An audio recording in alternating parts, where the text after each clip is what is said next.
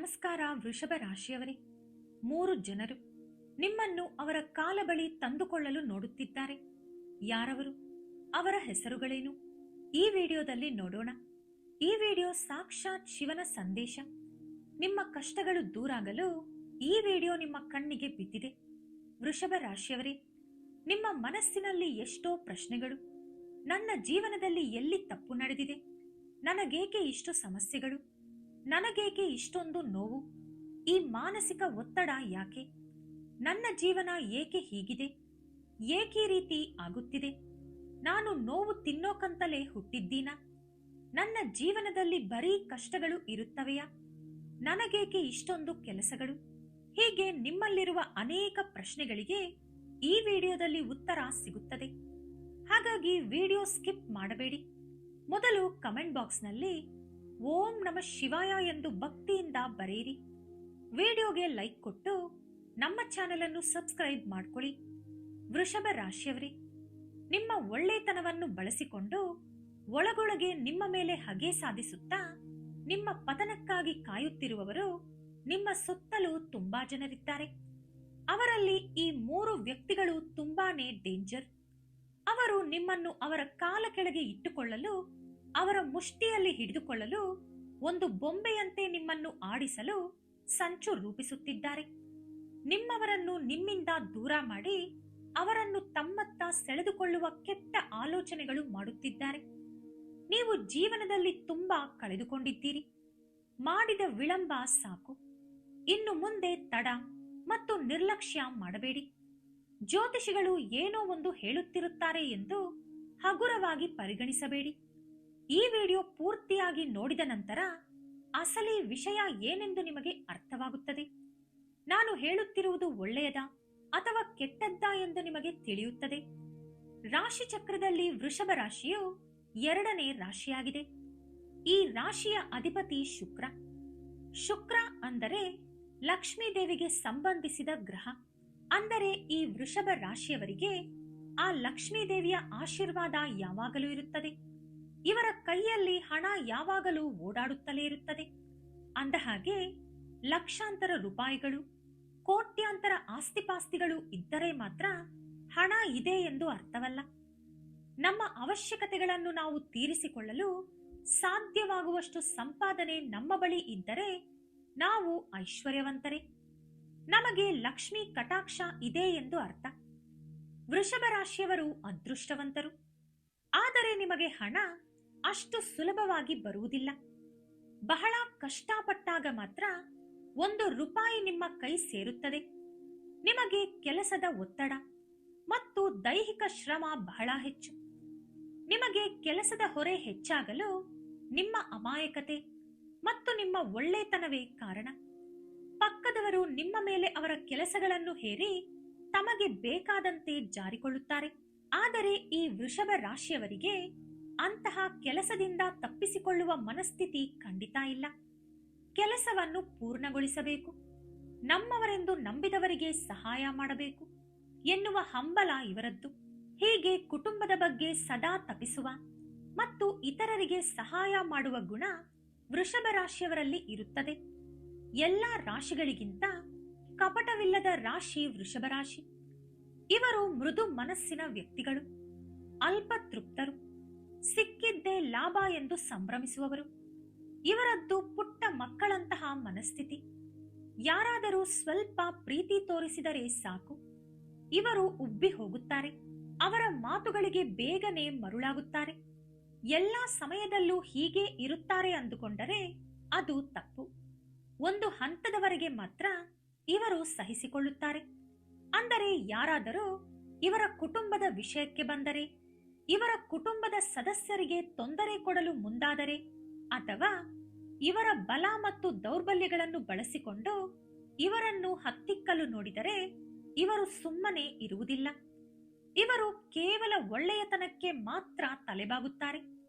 ಆದರೆ ಆಗೊಮ್ಮೆ ಈಗೊಮ್ಮೆ ಮಾಯದ ಮಾತುಗಳಿಗೆ ಮರಳಾಗುವ ಸಾಧ್ಯತೆ ನಿಮ್ಮಲ್ಲಿದೆ. ಹಾಗಾಗಿ ನೀವು ಆ ಒಂದು ತಪ್ಪು ಅಥವಾ ಕೊರತೆಯನ್ನು ಸರಿಪಡಿಸಿಕೊಳ್ಳಿ. ಯಾರು ನಿಮ್ಮವರು?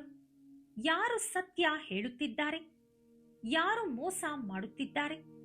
ಯಾರು ನಿಮ್ಮನ್ನು ಬಳಸಿಕೊಳ್ಳಲು ನೋಡುತ್ತಿದ್ದಾರೆ, ಯಾರು ಕೇವಲ ತಮ್ಮ ಅಗತ್ಯವಿದ್ದಾಗ ಮಾತ್ರ ನಿಮ್ಮ ಬಳಿ ಬರುತ್ತಾರೆ, ಕೆಲಸ ಮುಗಿದ ನಂತರ ಯಾರು ನಿಮ್ಮನ್ನು ಕಡೆಗಣಿಸುತ್ತಾರೆ ಅಥವಾ ನಿಮ್ಮನ್ನು ಪಕ್ಕಕ್ಕಿಡುತ್ತಾರೆ. ಇಂತಹ ಕೆಲವು ವಿಷಯಗಳನ್ನು ನೀವು ಗಮನಿಸಲು ಕಲಿತರೆ ನಿಮಗೆ ಈ ನೋವು ಅಥವಾ ತೊಂದರೆ ಇರುವುದಿಲ್ಲ. ಜನರಿಗೆ ನೀವೊಂದು ಆಟದ ವಸ್ತು ಆಗಬೇಡಿ. ಪ್ರತಿಯೊಂದು ವಿಷಯವನ್ನು ಕುರುಡಾಗಿ ನಂಬಬೇಡಿ.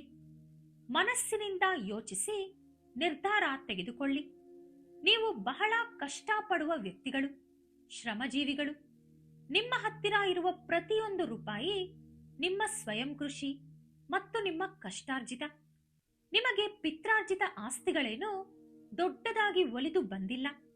ನಿಮ್ಮ ಹಿರಿಯರು ನಿಮಗೆ ಕೇವಲ ರೆಕ್ಕೆಗಳನ್ನು ಕೊಟ್ಟು ಸ್ವತಂತ್ರವಾಗಿ ಹಾರಲು ಬಿಟ್ಟಿದ್ದಾರೆ. ಚಿಕ್ಕ ವಯಸ್ಸಿನಿಂದಲೇ ನಿಮ್ಮ ಮೇಲೆ ಜವಾಬ್ದಾರಿಗಳ ಹೊರೆ ಹೆಚ್ಚಾಗಿ ಬಿದ್ದಿದೆ. ನೀವು ಜೀವನವನ್ನು ಚೆನ್ನಾಗಿ ಓದಿದ್ದೀರಿ. ಮನುಷ್ಯರು ಎಂತಹವರು ಅನ್ನುವುದನ್ನು ಕೂಡ ನೀವು ಅರಿತುಕೊಂಡಿದ್ದೀರಿ. ಇನ್ನು ಮುಂದೆ ಇವೆಲ್ಲವನ್ನು ಆಳವಾಗಿ ಯೋಚಿಸುವ ತಾಳ್ಮೆ ನಿಮಗಿಲ್ಲ. ಏಕೆಂದರೆ ನಿಮ್ಮ ಎದುರಿಗೆ ಜವಾಬ್ದಾರಿಗಳೇ ಪ್ರಮುಖವಾಗಿ ಕಾಣಿಸುತ್ತಿವೆ.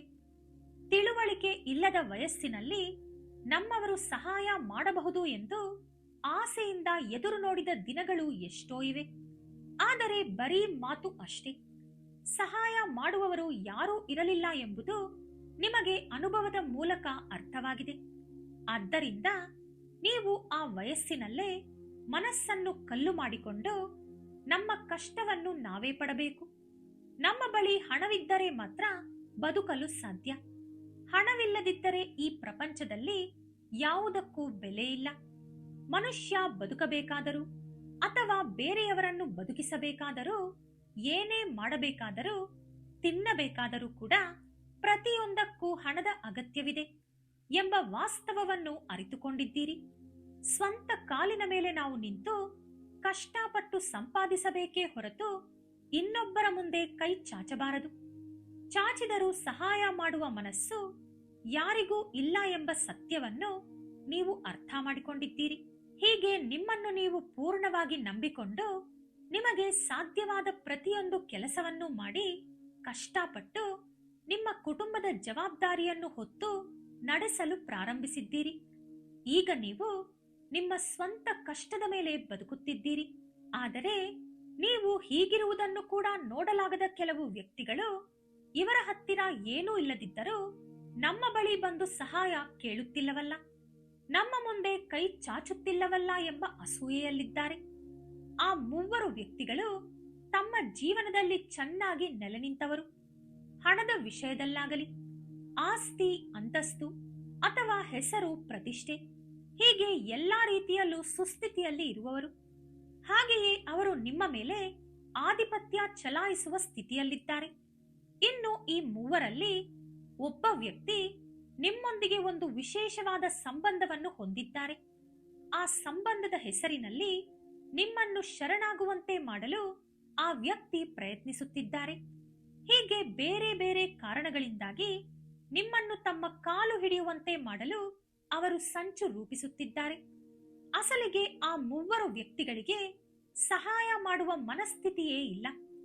ಅವರು ನಿಮ್ಮ ಪರಿಸ್ಥಿತಿಗಳನ್ನು, ನಿಮ್ಮ ಬಲ ಮತ್ತು ದೌರ್ಬಲ್ಯಗಳನ್ನು ಅಡ್ಡಿಪಡಿಸಿಕೊಂಡು ನಿಮ್ಮನ್ನು ತಮ್ಮವರನ್ನಾಗಿಸಿಕೊಳ್ಳಲು ಅಥವಾ ತಮ್ಮ ಹತೋಟಿಗೆ ತೆಗೆದುಕೊಳ್ಳಲು ವಿಪರೀತವಾಗಿ ಪ್ರಯತ್ನಿಸುತ್ತಿದ್ದಾರೆ.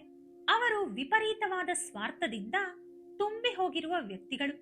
ಅವರು ಕನಿಷ್ಠ ಪಕ್ಷ ಮಾತಿನ ಸಹಾಯವನ್ನು ಕೂಡ ಮಾಡದಂತವರು. ಅಂತಹವರ ಕಾಲು ಹಿಡಿಯುವ ಆಲೋಚನೆ ಯಾಕೆ? ನೀವು ವೈಯಕ್ತಿಕವಾಗಿ ಬಹಳ ಆತ್ಮವಿಶ್ವಾಸವುಳ್ಳ ವ್ಯಕ್ತಿಗಳು. ನಮ್ಮ ನೋವು ಮತ್ತು ಕಷ್ಟಗಳನ್ನು ನಾವೇ ಪಡೋಣ, ಪಕ್ಕದವರನ್ನು ನಾವು ಇಕ್ಕಟ್ಟಿಗೆ ಸಿಲುಕಿಸಬಾರದು ಎಂದು ನೀವು ಭಾವಿಸುತ್ತೀರಿ.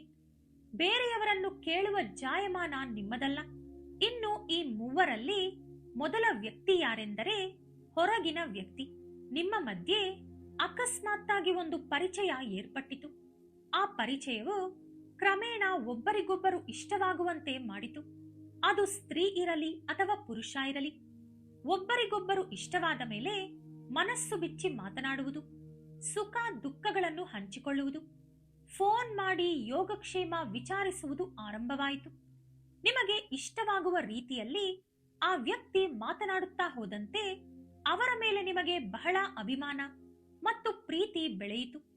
ಆದರೆ ಇಲ್ಲಿ ಗಮನಿಸಬೇಕಾದ ವಿಷಯವೆಂದರೆ, ನಿಮಗೆ ಅಭಿಮಾನ ಬೆಳೆದಿದೆಯೇ ಹೊರತು ಆ ವ್ಯಕ್ತಿಗೆ ನಿಮ್ಮ ಮೇಲೆ ಯಾವುದೇ ಅಭಿಮಾನವಿಲ್ಲ. ಅವರು ಕೇವಲ ಟೈಮ್ ಪಾಸ್ಗಾಗಿ ನಿಮ್ಮನ್ನು ಬಳಸಿಕೊಂಡಿದ್ದಾರೆ. ಆದರೆ ನೀವು ನಿಮ್ಮ ಬಲ, ದೌರ್ಬಲ್ಯಗಳು ಮತ್ತು ಕುಟುಂಬದ ರಹಸ್ಯಗಳನ್ನೆಲ್ಲ ಅವರ ಮುಂದೆ ಹೇಳಿಕೊಂಡಿದ್ದೀರಿ. ಹೀಗೆ ಮಾಡಿದ್ದರಿಂದ ನೀವು ಅವರ ಮುಂದೆ ಬಹಳ ಕ್ಷುಲ್ಲಕವಾಗಿ ಹೋಗಿದ್ದೀರಿ. ಆ ವ್ಯಕ್ತಿಯ ದೃಷ್ಟಿಯಲ್ಲಿ ನಿಮಗೆ ಗೌರವ ಇಲ್ಲದಂತಾಗಿದೆ.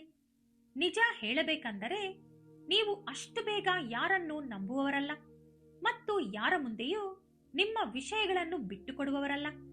ಆದರೆ ತಿಳಿಯದೆ ಅಂತಹ ವ್ಯಕ್ತಿಯ ಮೇಲೆ ಅತಿಯಾದ ಅಭಿಮಾನ ಬೆಳೆಸಿಕೊಂಡಿದ್ದು ನಿಮ್ಮ ಮೊದಲನೇ ತಪ್ಪು. ಆ ವ್ಯಕ್ತಿಯನ್ನು ನಂಬಿ ಪ್ರತಿಯೊಂದು ವಿಷಯವನ್ನು ಹಂಚಿಕೊಂಡಿದ್ದು ನಿಮ್ಮ ಎರಡನೇ ತಪ್ಪು. ಆ ವ್ಯಕ್ತಿಯ ಮುಂದೆ ನೀವು ತಲೆಬಾಗಿದ್ದು ಅಥವಾ ಅವರಿಗಿಂತ ಕೆಳಮಟ್ಟಕ್ಕೆ ಇಳಿದಿದ್ದು ನಿಮ್ಮ ಮೂರನೇ ದೊಡ್ಡ ತಪ್ಪು. ಅವರಿಂದ ನಿಮಗೆ ಯಾವುದೇ ರೀತಿಯ ಉಪಯೋಗವಿಲ್ಲ. ಅವರ ಬಳಿ ಏನೋ ಇದೆ ಎಂಬ ಕಾರಣಕ್ಕಾಗಿ ಅವರಿಗೆ ತಲೆಬಾಗಬೇಕಾದ ಅಗತ್ಯ ನಿಮಗಿಲ್ಲ. ಆದರೆ ನೀವು ಮಾತ್ರ ಅವರಿಗೆ ಎಲ್ಲವನ್ನೂ ಹೇಳಿಕೊಂಡು ಅವರನ್ನು ನಂಬಿದ್ದೀರಿ. ಅಲ್ಲಿಯೇ ನಿಮಗೆ ಪೆಟ್ಟು ಬಿದ್ದಿರುವುದು. ನೀವು ಅವರಿಗೆ ಹತ್ತಿರವಾದಷ್ಟು ಅವರಿಗೆ ನೀವು ಬಹಳ ಹಗುರವಾಗಿ ಕಾಣುತ್ತಿದ್ದೀರಿ. ಅವರು ನಿಮ್ಮ ಬಗ್ಗೆ ಹಗುರವಾಗಿ ಮಾತನಾಡುವುದು ಮತ್ತು ನಿಮ್ಮನ್ನು ಕಡೆಗಣಿಸುವುದು ಮಾಡಿದರು. ಆದರೆ ಈ ವಿಷಯಗಳನ್ನು ಅರ್ಥ ಮಾಡಿಕೊಂಡ ನೀವು ನಿಧಾನವಾಗಿ ಅವರನ್ನು ದೂರ ಇಡಲು ಪ್ರಾರಂಭಿಸಿದ್ದೀರಿ. ಅವರು ಸರಿಯಾದವರಲ್ಲ ಎಂದು ನಿರ್ಧರಿಸಿ ಯಾವುದನ್ನು ಹೇಳದೆ ಅವರನ್ನು ದೂರ ಇಟ್ಟಿದ್ದೀರಿ. ಈಗ ಅವರಿಗೆ ಚಡಪಡಿಕೆ ಶುರುವಾಗಿದೆ. ನಿಮ್ಮನ್ನು ಮತ್ತೆ ಮೊದಲಿನಂತೆ ತಮ್ಮ ದಾರಿಗೆ ತಂದುಕೊಳ್ಳಲು ಪ್ರಯತ್ನಿಸುತ್ತಿದ್ದಾರೆ. ಅವರೊಂದಿಗೆ ಮಾತನಾಡುವುದರಿಂದ ನಿಮ್ಮ ಕೆಲಸಗಳು ಹಾಳಾಗುತ್ತವೆ, ನಿಮ್ಮ ಸಮಯ ವ್ಯರ್ಥವಾಗುತ್ತದೆ ಮತ್ತು ನಿಮ್ಮ ಶಕ್ತಿಯು ವಿನಿಯೋಗವಾಗುತ್ತದೆ. ಅಂತಹ ವ್ಯಕ್ತಿಗಳನ್ನು ಸಂಪೂರ್ಣವಾಗಿ ದೂರ ಇಡಿ. ಈ ವ್ಯಕ್ತಿಯ ಹೆಸರು ಹೆಚ್ಚಾಗಿ ಎಸ್ ಅಕ್ಷರದಿಂದ ಪ್ರಾರಂಭವಾಗುತ್ತದೆ. ಇದಲ್ಲದೆ R, L, P, M, K ಅಕ್ಷರಗಳಿಂದಲೂ ಅವರ ಹೆಸರುಗಳು ಇರಬಹುದು. ಈಗ ನಾನು ಹೇಳಿದ ಮೊದಲ ವ್ಯಕ್ತಿ ಹೊರಗಿನವರು. ಇನ್ನು ಉಳಿದ ಇಬ್ಬರು ವ್ಯಕ್ತಿಗಳು ನಿಮ್ಮ ರಕ್ತ ಸಂಬಂಧಿಗಳು, ನಿಮಗೆ ಬಹಳ ಹತ್ತಿರದವರು ಮತ್ತು ನಿಮ್ಮ ಕುಟುಂಬದ ಸದಸ್ಯರು ಎಂದೇ ಹೇಳಬಹುದು. ಹಿಂದಿನ ಕಾಲದಲ್ಲಿ ರಕ್ತ ಸಂಬಂಧಿಗಳ ನಡುವೆ ಪ್ರೀತಿ, ವಿಶ್ವಾಸ ಇತ್ತು. ಅಣ್ಣ ತಮ್ಮ, ಅಕ್ಕ ತಂಗಿ ಎಂಬ ಬಾಂಧವ್ಯಗಳಿಗೆ ಬೆಲೆ ಇತ್ತು. ಆದರೆ ಇಂದಿನ ದಿನಗಳಲ್ಲಿ ಎಲ್ಲರೂ ಸ್ವಾರ್ಥದಿಂದ ತುಂಬಿ ಹೋಗಿದ್ದಾರೆ. ಕನಿಷ್ಠ ಪಕ್ಷ ಅಣ್ಣ ಚೆನ್ನಾಗಿ ಬದುಕುತ್ತಿದ್ದರೆ ಅದನ್ನು ತಮ್ಮನಿಗೆ ನೋಡಲಾಗುತ್ತಿಲ್ಲ. ತಮ್ಮ ಸುಸ್ಥಿತಿಯಲ್ಲಿದ್ದರೆ ಅಣ್ಣನಿಗೆ ಸಹಿಸಲಾಗುತ್ತಿಲ್ಲ. ಅಕ್ಕ ಸುಖವಾಗಿದ್ದರೆ ತಂಗಿಗೆ ಇಷ್ಟವಿಲ್ಲ. ತಂಗಿ ಬಾಳಿನಲ್ಲಿ ಬೆಳಗುತ್ತಿದ್ದರೆ ಅಕ್ಕನಿಗೆ ಆಗುತ್ತಿಲ್ಲ. ಇಂದು ರಕ್ತ ಸಂಬಂಧಿಗಳೇ ಒಬ್ಬರನ್ನೊಬ್ಬರು ನೋಡಲಾಗದ ಪರಿಸ್ಥಿತಿ ನಿರ್ಮಾಣವಾಗಿದೆ. ಇದು ಮೊದಲನೆಯದಾಗಿ ನಾವು ಗಮನಿಸಬೇಕಾದ ವಿಷಾದದ ಸಂಗತಿ. ನಿಮ್ಮ ಸ್ವಾಭಿಮಾನದ ಆಲೋಚನೆ ಸರಿಯಾದದ್ದು, ಆದರೆ ನಿಮ್ಮ ರಕ್ತ ಸಂಬಂಧಿಗಳು ನಿಮ್ಮನ್ನು ತಮ್ಮ ಹತೋಟಿಗೆ ತರಲು ಪ್ರಯತ್ನಿಸುತ್ತಿದ್ದಾರೆ. ಇನ್ನು ಮೂರನೆಯದು, ಕೆಲವೊಮ್ಮೆ ಈ ವೃಷಭ ರಾಶಿಯವರಲ್ಲಿ ಪೋಷಕರು ಅಂದರೆ ತಂದೆ ತಾಯಿ ಕೂಡ ಸರಿಯಾಗಿ ನಡೆದುಕೊಳ್ಳುತ್ತಿಲ್ಲ ಎಂಬ ಮಾತಿದೆ. ಈ ವಿಷಯ ಎಲ್ಲರಿಗೂ ಅನ್ವಯಿಸುವುದಿಲ್ಲ, ಆದರೆ ಕೆಲವರಿಗೆ ಅನ್ವಯಿಸುತ್ತದೆ. ಕೆಲವೊಮ್ಮೆ ಪೋಷಕರು ಈ ವೃಷಭ ರಾಶಿಯವರನ್ನು ತಮ್ಮ ಸ್ವಾರ್ಥಕ್ಕಾಗಿ ಬಳಸಿಕೊಳ್ಳುತ್ತಿದ್ದಾರೆ.